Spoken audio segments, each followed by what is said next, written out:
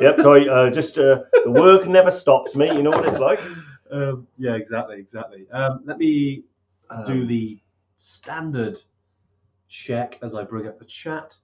Obviously, as people drop in, let's have a little look and check if we're live. Yeah, we're live, Dave. Happy days. We're in live, and hopefully it's the right day, which means it's always nice if people turn up. Yeah. So let's hope that it does work. And as always, if you have joined, good afternoon, and definitely drop your name in the comments. It'd be good to see who's entered, who's going to be first. Is it going to be Vicky from Evertrek, or will it be one of our awesome Evertrekkers? Did you put the link in for Jerome? I did. Yeah, you did you? Happy days. Actually put it in the email today. Although I kind of get the feeling that he's going to be okay. Yeah. He's all right. He's figured it out. It's like the TMB, you know. It's difficult, but he can overcome those challenges. He's got it sussed. So I think he's got it sussed. Yeah. Hey Sam, how you doing? I hope all is well. Jerome, look at this. I gotta get me a new hip before I sign up, or else I'll be totally in. Yeah. I wonder where you were going with that one. No, he's done a good job there, mate. He's done a good job, hasn't he? I think he's done very well. Inca-redible. Jerome, using the pun back at you. But yeah, Dave, we obviously wanted to talk about Machu Picchu today. I know there's a few things going on in our community and stuff, but we've got our live training session tomorrow night. Yeah. But yeah, we thought it was a good time to go down to South America. No, 100%. Yeah, it's one of the most important trips that we run, and we've done quite a lot of changes to it, I think, to sort of fine-tune it. It's also, I think, is it the most popular trek in the world, or one of the top 3 most popular treks in the world? Yeah, it's one of the, certainly, I mean, for us, Everest base camps are most popular. Yeah. But yeah, I think in people are going to go, I think I read an article from National Geographic, I think it was about 6 months ago, and it listed all the trips, the most popular. And Machu Picchu was number 1. Yeah. Which says it all, really, doesn't it? It does, yeah. And I think that's largely because it is an interesting trip, where a lot of them are about reaching a summit or reaching an X on a map, so like Everest Base Camp, Kilimanjaro. Machu Picchu, I think what's really fascinating is it does blend quite a few different aspects. Like you get the high altitude, but it's strange, because of the topography of the Andes. Cusco, this city, which is about the height of Namche, but yet it doesn't feel as remote because it's in some big city. So you get the altitude, but you get the altitude in a familiar environment. I tell you what, you take that for almost when you're there, and you do kind of forget sometimes your altitude until you kind of start to go up the stairs. Yeah. And next thing you know, like, oof, it is like being in Namche again. Yeah. In Cusco. But no, it is great. Who we got on the live as well? We got Carl. Carl, great to see you on here, mate. We got Marky V. How you doing, Mark? Long time no see, mate. Hopefully you're back from your travels. Andrew, no worries at all, Andrew. Well, thank you very much for the donation last week. Excellent design. Yeah, but it's one of our legends, that is. So you book on a trip with us, because and I know you've been on a few legendary trips over the years. But if there's any more in you, you do get one of those. He's got a couple. He's got a couple in him, I think, as old Bob there. Exactly. He'd be doing good. Definitely. But yeah, so with Machu Picchu then, where should we start? I know we wanted to focus a bit more on and I know a lot of Evertrekkers on here. Some of you might have done it before. Some of you not, haven't done Machu Picchu.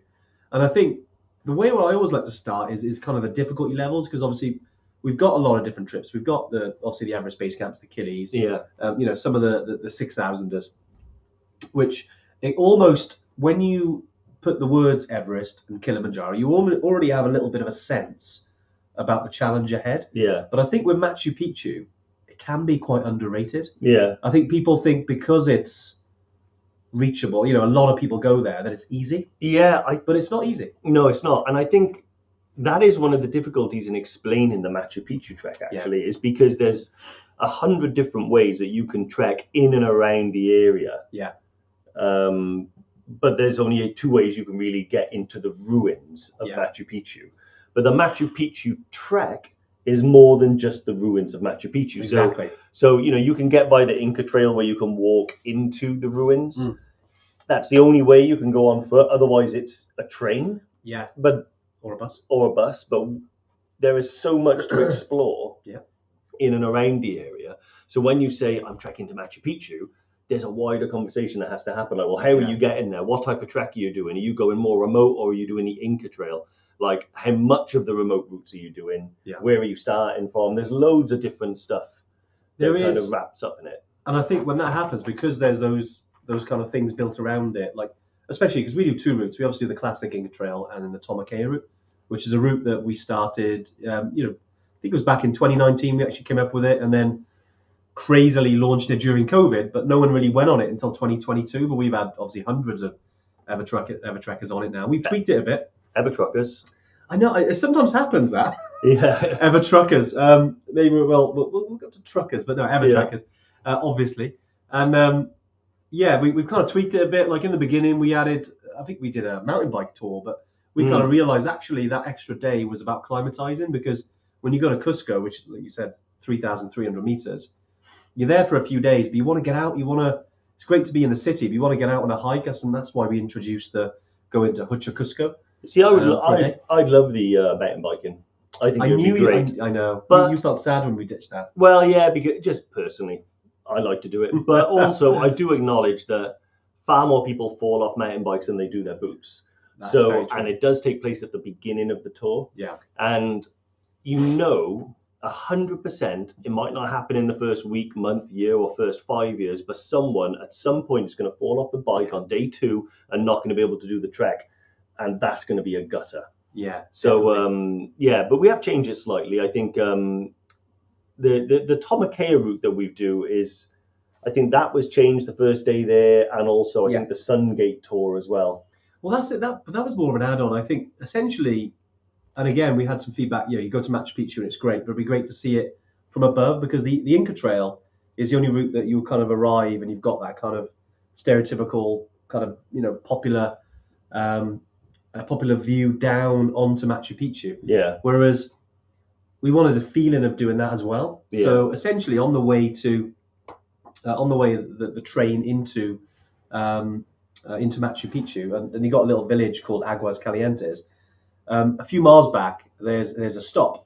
I think it's called kilometer 182. Yeah. And then you hike up to the Sungate. It's a very nice name, that, isn't it? It's very evocative of the Sungate. I know. Well, you call it Sungate, but by the time you get there, you're knackered.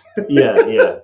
But it's absolutely cracking view looking down then on Machu Picchu, which, and especially with those famous pictures, you get that sense of feeling then. So then you obviously get to do that, and then the day after, then you go back to explore the ruins. Yeah. So I think that's why we changed that a little bit, because one, we wanted to have a bit more time to explore it.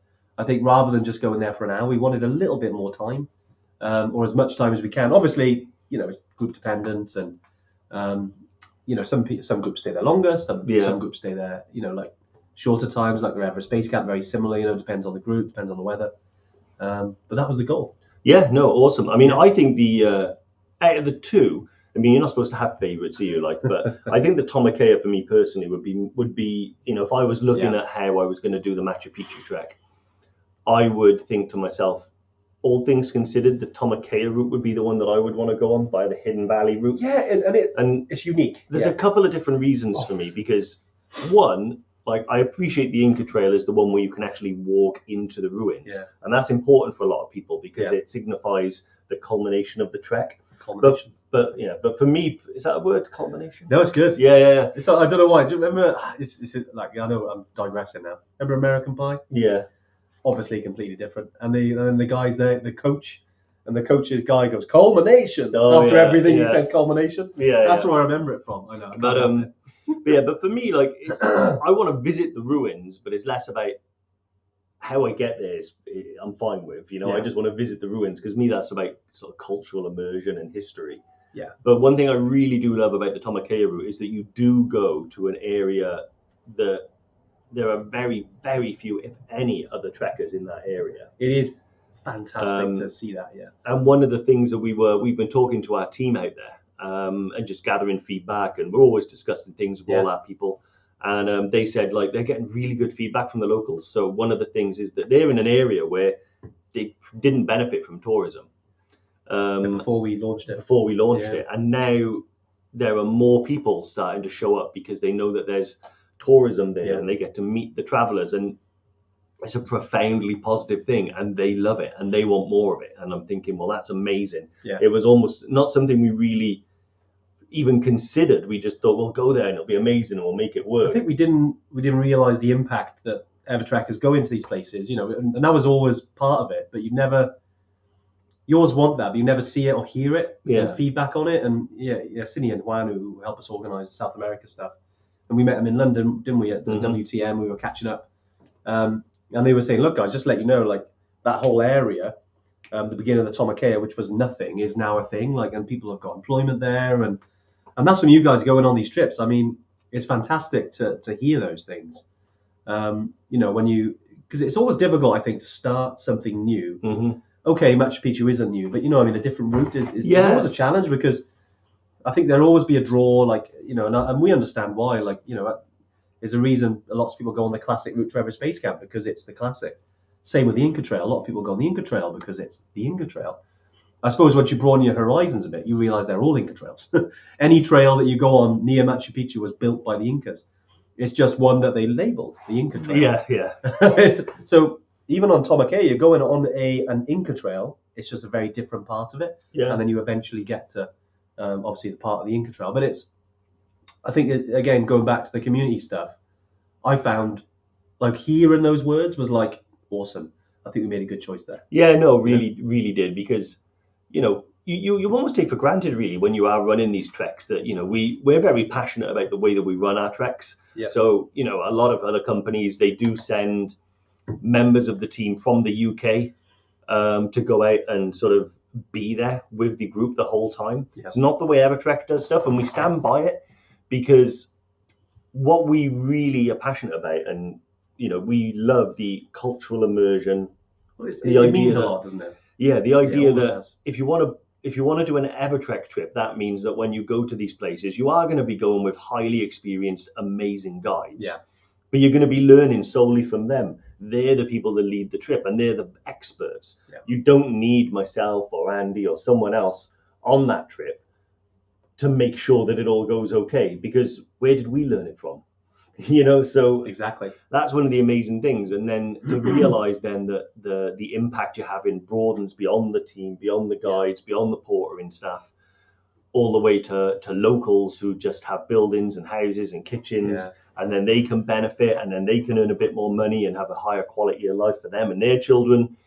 It's amazing. Like, it's fascinating. It's so rewarding as well. I mean, geez, back when we started Evertrek, and I know a lot of the Evertrekkers on here, like Jim, great to see you on here as well.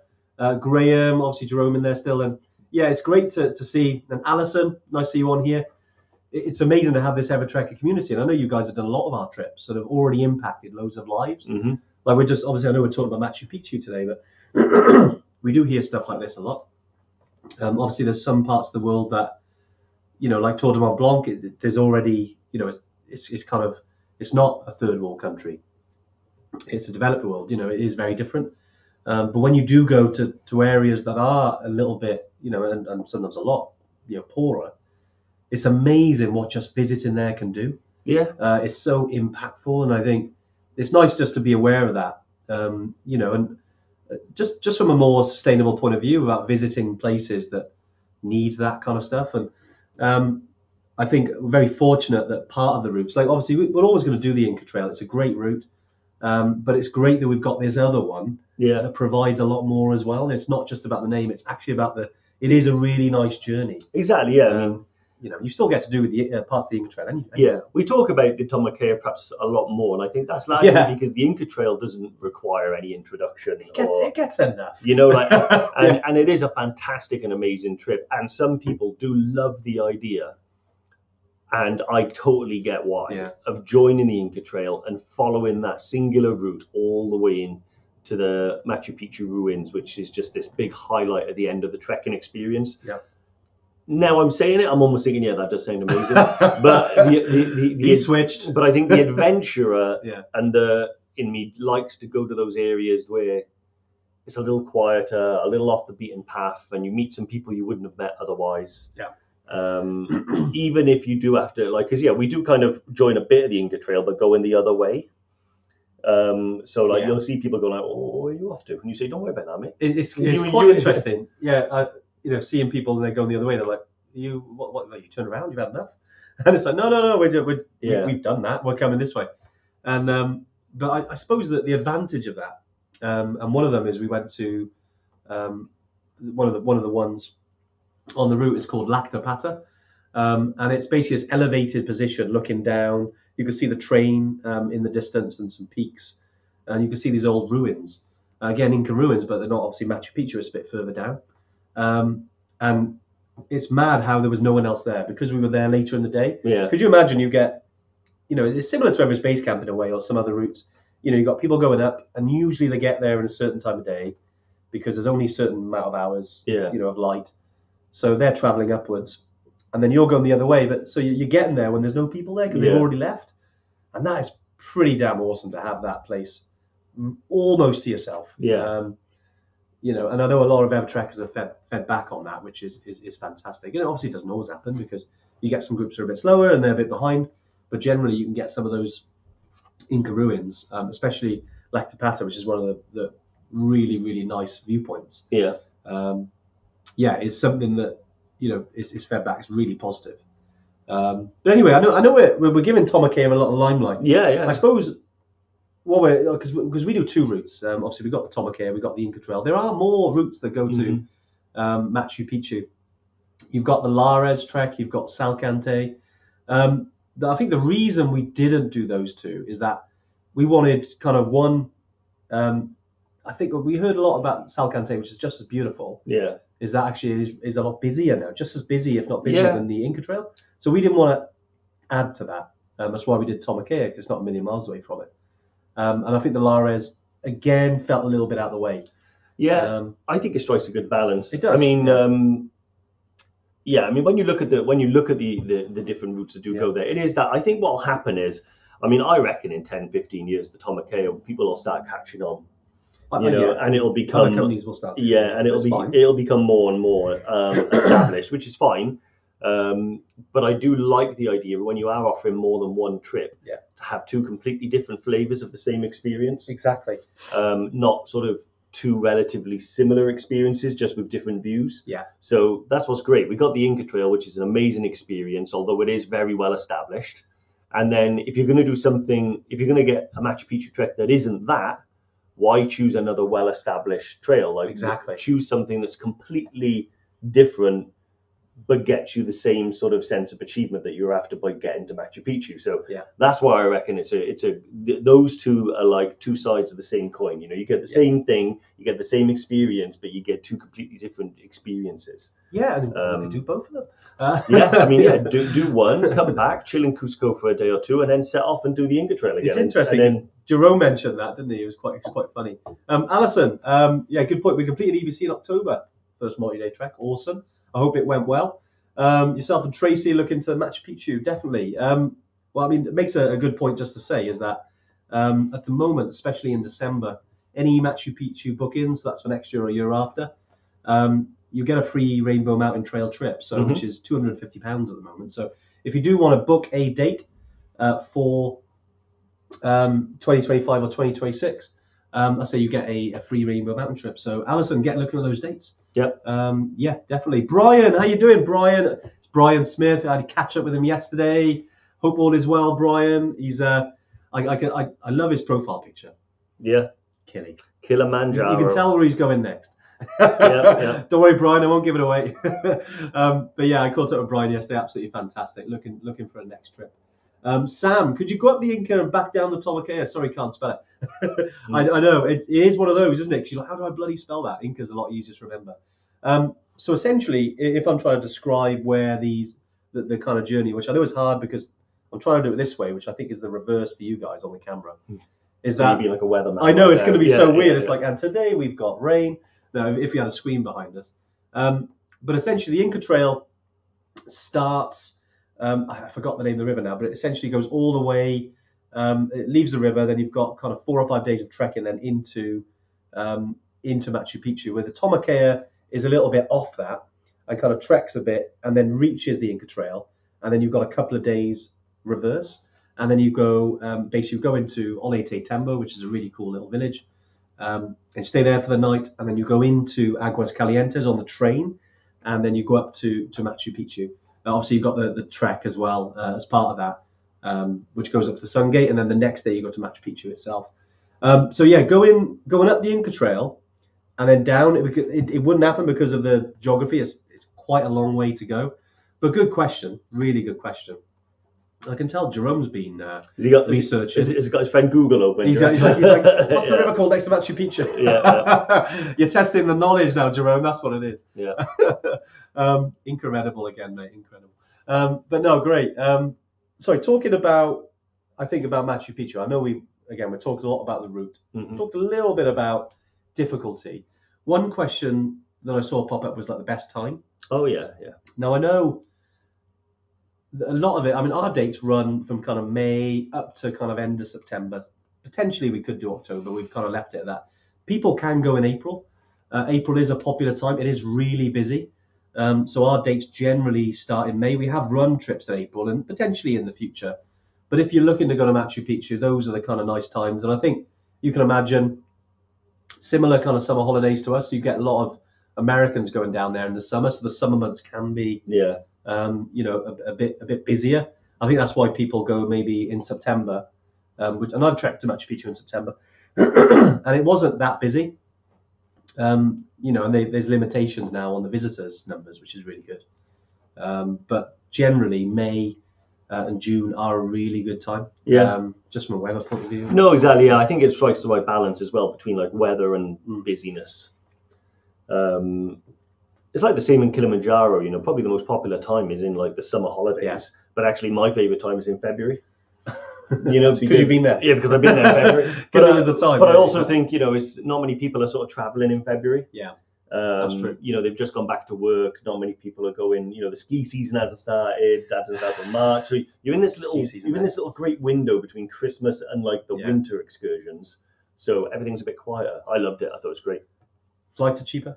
If you're looking at obviously during the summer months, the flights can go up, can't they? And I suppose the advantage of if you're going on a trek to Nepal, for instance, you go in the spring or the autumn, it's not summer holiday prices, so hopefully that helps a little bit. Yeah. But I think you're right. If you do go in the summer, be prepared to pay probably a couple of £100 more. Yeah. For flights, I would say. Going to Peru.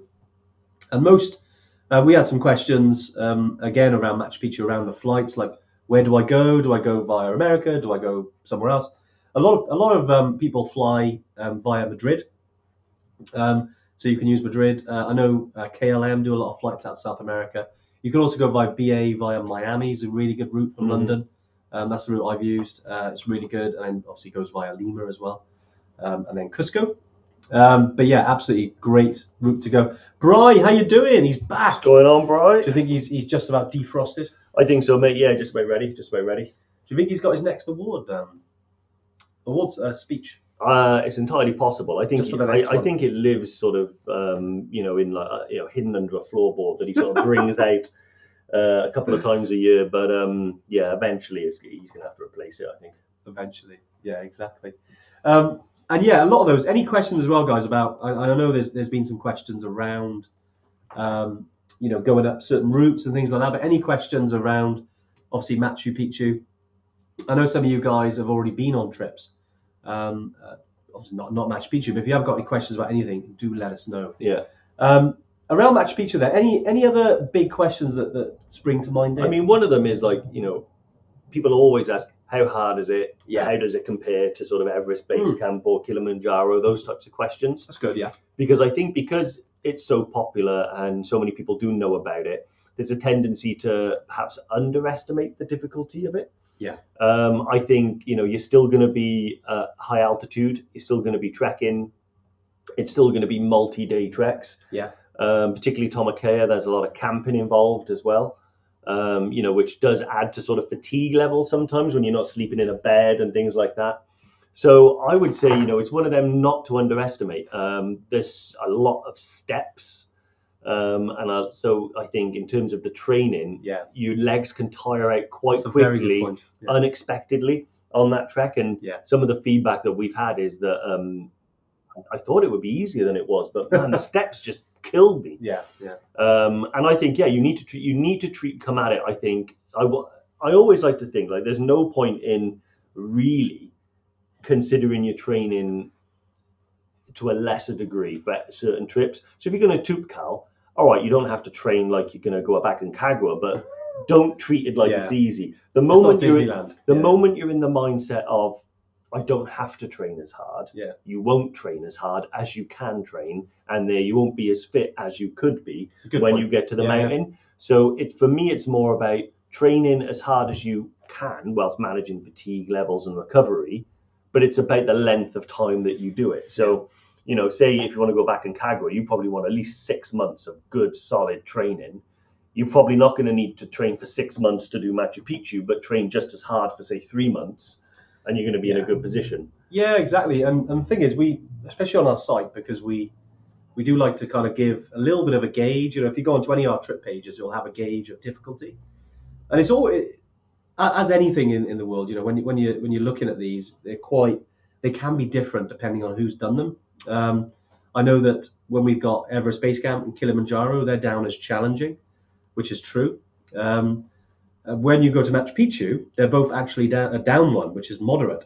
That doesn't mean it's not challenging, because of any trip that we do is challenging. It's just that we obviously want a little bit of a gauge from kind of gentle, which I would say is like a UK training weekend.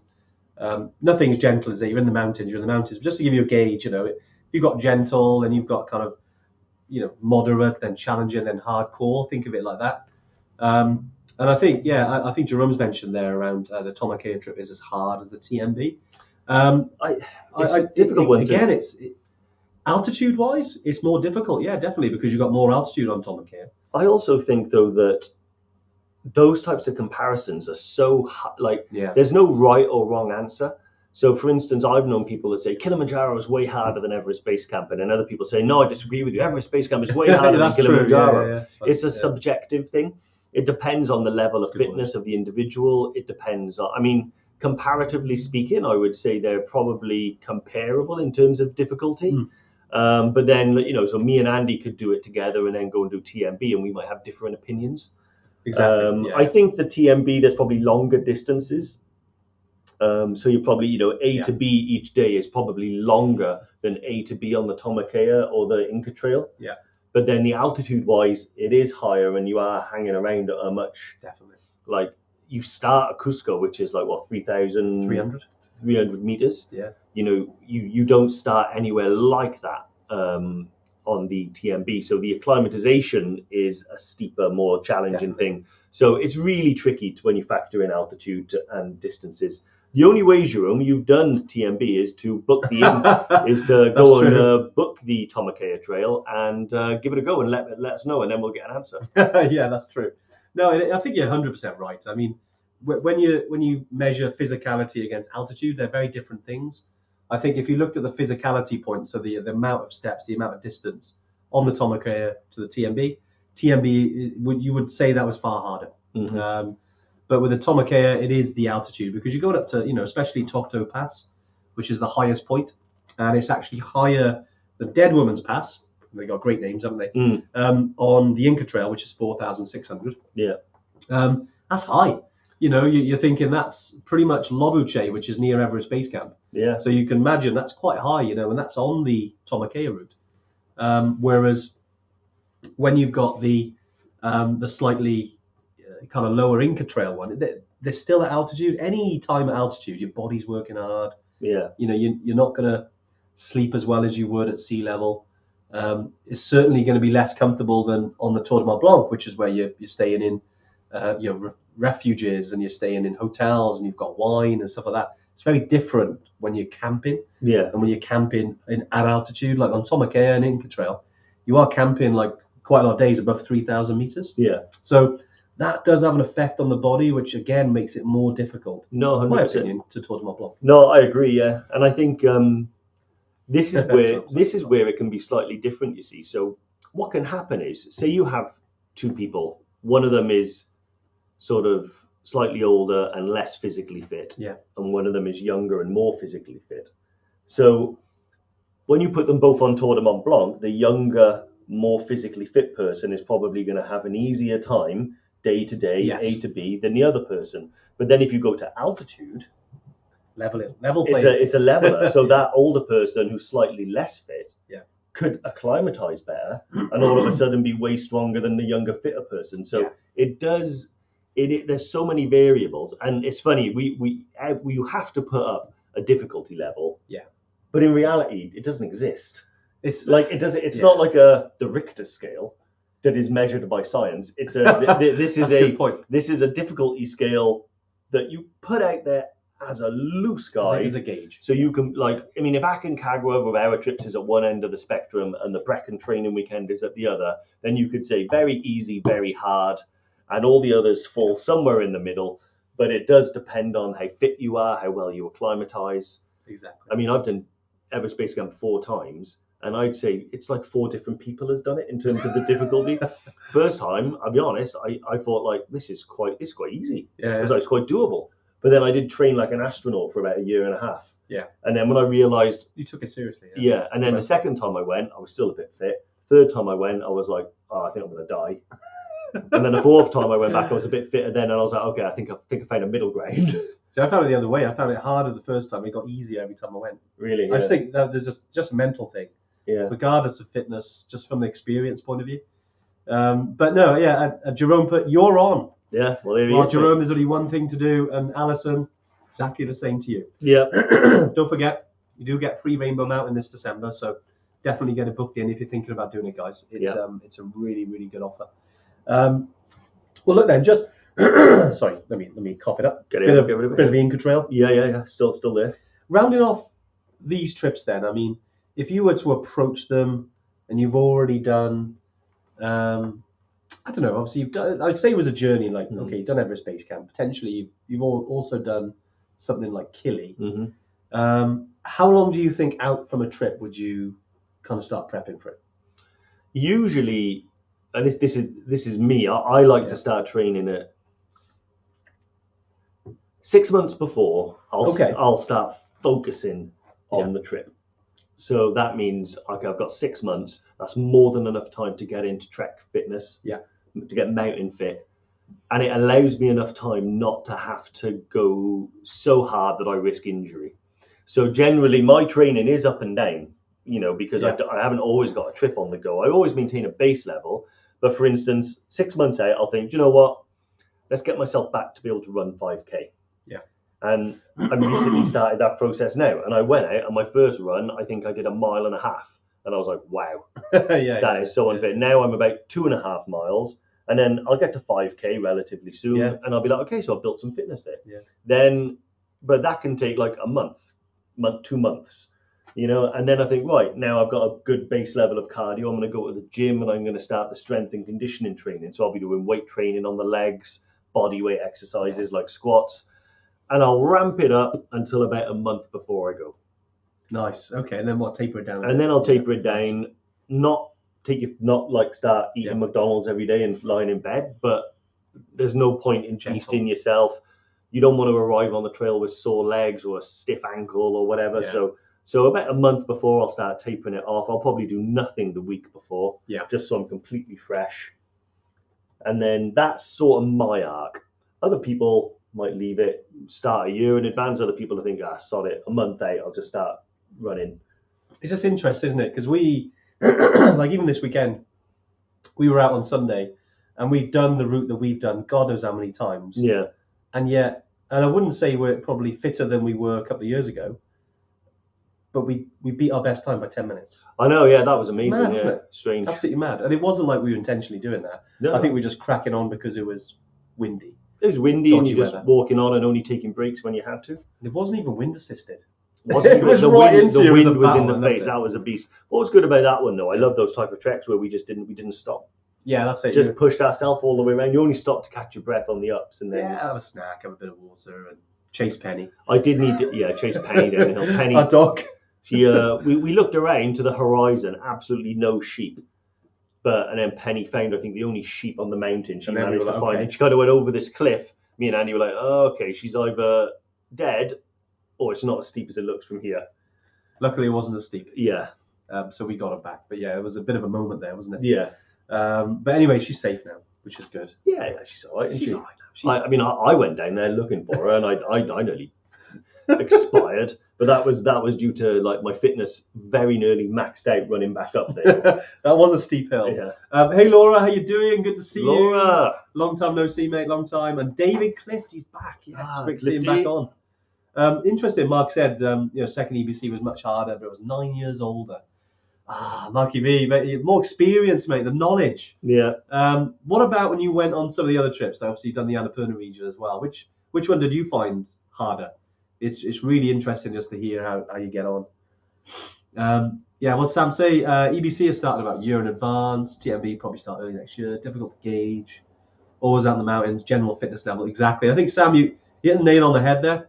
I think obviously it's good to have something to aim for. I feel like us as human beings, we can think of 1,000 excuses not to do something, especially when it comes to fitness. But when you've got something to aim for, you can't get out of it. You've got to commit. You've got to kind of get fit for it. Otherwise, you're gonna struggle on a trip. Yeah. So it's good. I know you've obviously got TMB and anyone that's looking for a challenge. It's good to kind of draw pencil in a date, get that date in, and then you're like you can't get out of it then. You have to put in the miles. You have to put in the effort, and then you'll have give yourself a good chance then when you're doing those challenges. Yeah. It's really, really good. I like that. I like that approach. What did Alison say? I was just looking at that now. I was actually trying to check something else quickly. I got the link. Yeah, I think Alison and Jerome talking about sort of the differences on their experiences with EBC. They're absolutely right. I mean, it does depend on the person, along with the acclimatizing. I think, like what I do say though is as important as it is to kind of be as physically fit as you can be, you do have to follow the mountain rules and not feel like that you have to run and keep up with the front of the group all the time, because there will be faster and slower people in the group. Yeah. And I think it just doesn't matter where you are. No one gets extra points for finishing first. No one gets penalized for finishing last. And also, these are not races. If you sign up for the Everest Marathon, I get it. Every person you overtake, you're kind of like you've achieved something, and I get that. But the competitive element of our trips is more internal. You're competing against your own ability to get there. Yeah. So the only mark of achievement is you getting there or you getting back down safely. You don't have to compete with everyone. Love it, Dave. Love it. And I don't know anybody that's ever saw Everest for the first time and said to myself, I wish I was the first person in my group to see it. It just doesn't matter. That's a very good point. It's true though, isn't it? But you do get, and I think that we're all different human beings, and we get lots of different people on trips, and some people we always get on with, some people we don't, and that's just life. But I think you're right.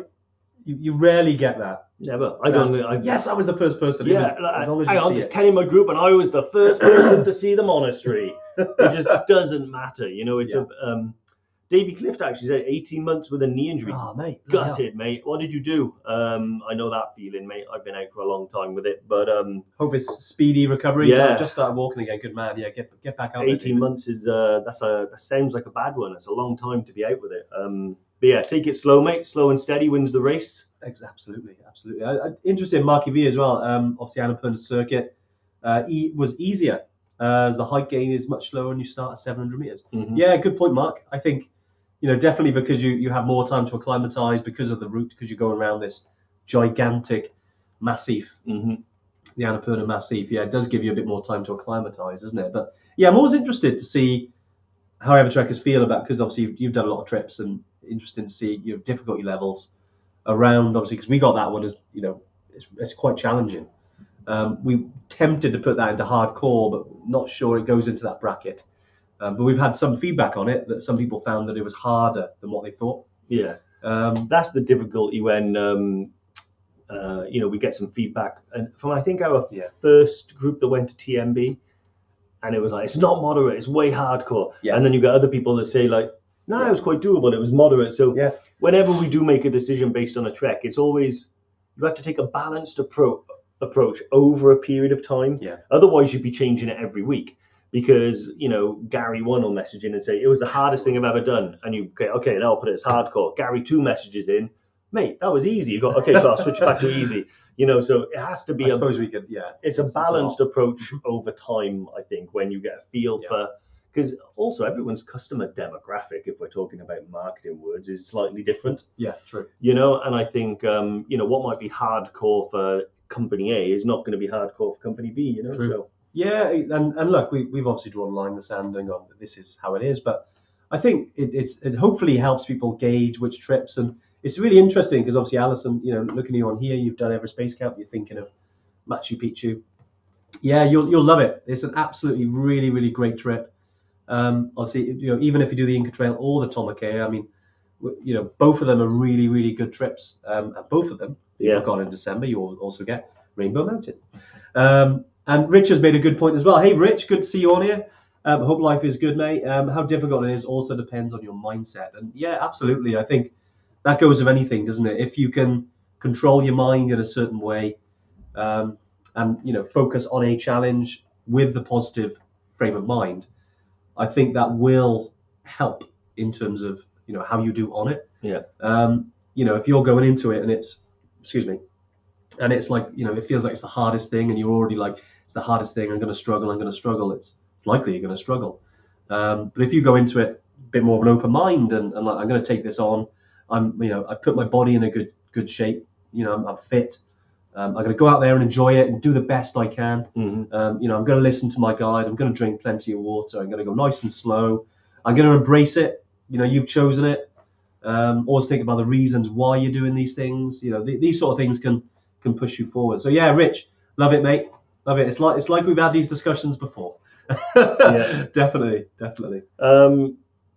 I think there's some people watching the Tuesday Tune, particularly in the Evertrek world. Are they looking for? They're getting a bit nervous. Okay. Because me and Andy have been known to either say things we shouldn't or not say things we should. And are you talking about our awesome In the Buff challenge? That is what I'm trying to get to. Nice. Yeah, because I think we're nearing that time where I think we can leave them with something really, really important. So we're leaving them in the buff. Leaving them in the buff, yeah. Go on, Dave. So yeah, we as Evertrek every year we do the Yeti Yuletide challenge, which has seen me spend 15 minutes in an ice cold river in December. Which was I'll be honest with you, which I thought was the hardest thing I'd ever did until I had to climb Everest on the Stairmaster. That was hardcore, and it went on for weeks. I was like, I was that was tough. I started this year at my fittest. Yeah. It was great.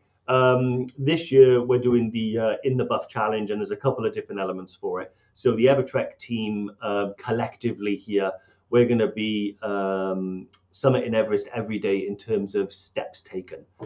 So every day, each of us collectively are going to get out there, do some walking, do some trekking, do some running, however we want to achieve it. Yeah. And collectively, every day, our steps will get us to the summit of Everest. I'm assuming we just parachute down. This, the steps on the way down don't count. Exactly, yeah. Steps on the. Wow. Listen, we're only human at the end of the day.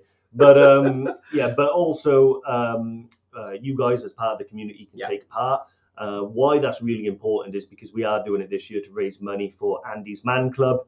It's an amazing charity that aims to help support and raise funds for the prevention of suicide in men. And it's all about, the rates of suicide in men is really, really high, way out of proportion. Part of that, way out of proportion with other demographics. And the reason for that is because men don't talk. And it's about opening up channels for people to get access to help so they don't take unnecessary steps to harm themselves, and we can all live happy and healthy and wonderful, great, adventurous lives. And so, that's what we're doing it in aid of. You guys can take part as well. Yeah. The idea is that it's 60,000 steps to reach the summit of Mount Everest, give or take, depends on how tall you are. And that's over 12 days, which is the length of the challenge. So you guys can take part by taking 5,000 steps a day, sharing the In the Buff hashtag, sharing the GoFundMe page, and please donate if you can as well. Yeah, exactly. And we're donating, aren't we? We are donating, yes. And anyone that donates more than 20 quid as well do get a free buff, because obviously we want to promote In the Buff. Yeah. So you don't have to be naked or anything like that. It's just, we're essentially how we're doing it is that we're we're bearing all for mental health. That's the way we're looking at it. It's really important, and it means a lot to all of us. So yeah, if you do want to get involved, obviously we've got the links in there. I know we talked a little bit about this week. It's been in the community as well. Definitely get involved. We'll send you a free buff if you've got one anyway. I think what we want to create here is I want to see this stuff on social media. So do tag us, and you can find all the information on those links as well. So there's a Just Giving page there. Yeah. It'll say exactly what you need to do, and then you can log your steps. It's not a test or anything. It's kind of like an honesty box policy. We're not testing you to see you've done your steps. I think it's more of a, like, if you can do it and join the challenge and share and make this more of a viral thing, it reaches more people and obviously impacts the charity a lot more as well. Yeah. So it'd be great to see everyone get involved in that, wearing your buff, getting out there. I know, Brian, you're always out there, mate. It'd be great to see you in your buff and share some posts on social media. Yeah. Don't forget to tag us, whether that's on Facebook, whether that's on Instagram, anywhere else that you're sociing. It'd be great to see you guys take a part. And obviously, you don't have to, but the more we raise, obviously, is a fantastic thing for Andy's Fan Club. Also, every booking that we make, we're going to be donating £50. Yeah, in December, right? In December, yeah. Yeah, exactly. Not for the rest of the time, but in December, every booking we make, £50. So whenever you do book a trek, if you are fancying a bit of the Inca Trail or Tomakea, exactly, or wherever you want to go, Everest Base Camp, Kilimanjaro, they're all there. But you are benefiting this great cause. Exactly, yeah. We've already had lots of bookings already this month. I know it's only been the first 10 days, but as we kind of creep down towards Christmas, we're hoping that obviously ramps up and we can make more of a dent, and more of an impact with Andy's Man Club as well, because they're a great charity. And I know we've supported different charities over the years, like last year, Brecon Mountain Rescue. Obviously, we've helped some homeless charities in the past, and then we've helped other charities more closer to our hearts, back in Nepal. Obviously, during COVID, when we were keeping our guiding teams going, and I know a lot of you participated, thinking about Strides for Guide. Some of you guys bought jackets. It's always great to keep that going, as we continue on in the journey of life. But yeah, Dave, been a really good one about Machu Picchu. Really good, mate. How do we finish off? Really, really good. I think the way I would finish off is that if you are interested in Machu Picchu, but you think to yourself, I just want more. I want more information. What I love is almost like a presentation, giving me everything I need to know. But also, do you know what? I don't want to do it without Dave and Andy. I want them there to be there to answer my questions. I see where you're getting at here. Is there anything coming up in the near future, ideally the next 24 hours, there is, that will help them? And I will put the link right here. So just give me 2 seconds. Because Dave, what is it called? So we are going to be running the Couch to Machu Picchu. Couch to Machu Picchu. I had the word trek in my head. Couch to Machu Picchu webinar. Which has been, is Andy's brainchild, and we've done quite a few now on Kilimanjaro, Everest Base Camp. They're hugely, hugely successful. Everyone that's taken part really loves it. Basically, you can sign up in the evening after your tea to come and watch Andy basically talk you through in a much greater detail all the information about Machu Picchu. There's going to be some myth busting. Lots of helpful tips about everything you need, from kind of what socks to wear to what flight to book. Yeah. And then at the end of it, we do a really focused Q&A around it. So that's what I would leave it on today, if they're still wanting more. And luckily, the link magically appears. And the link appears, and although you were just replying to an email, then I wasn't that. But yeah, as you say it, yeah, the link, yeah. I should have some buttons going, like normal TV programs, right? But I know we're not quite there yet. Never let professionalism get in the way of a good show. I've been saying it for years. Exactly.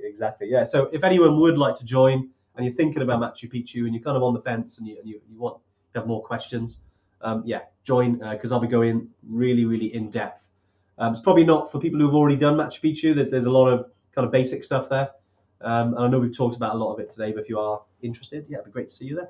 Awesome. There was there was a question I didn't want to leave, which I think was from Sam Weller. I think obviously he's doing TMB. Obviously after EBC to TMB, what's your opinions on difficulty?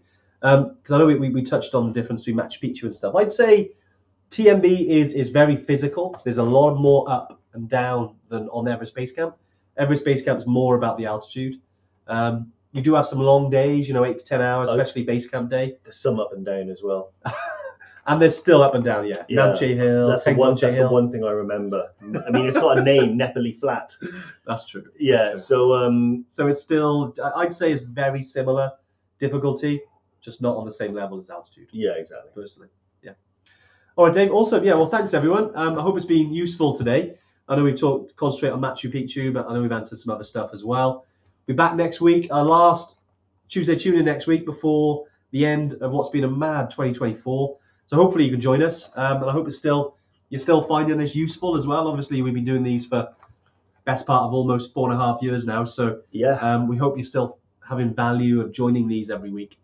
We do try to mix it up a bit, but obviously any suggestions, do drop us a message around anything at all, because we can always pick different subjects and chat about different stuff. Yeah, we're always looking for suggestions as well, because we've done literally hundreds now, so we've probably repeated something. Pop culture, subjects that are of a particular interest to myself. So mountain biking, sports, any sports on wheels, motocross, that sort of thing. I love Sam. Nepalese Flat. Never want to hear that saying again. Exactly. Yeah. David, great to see you on here as well. I hope all goes well with the knee. Speedy recovery on that. Let's get you back in the mountains, mate. Yeah. Anything you need, just drop us a line, and we'll see you next week. Nice one. Take it easy, guys. Bye. Bye.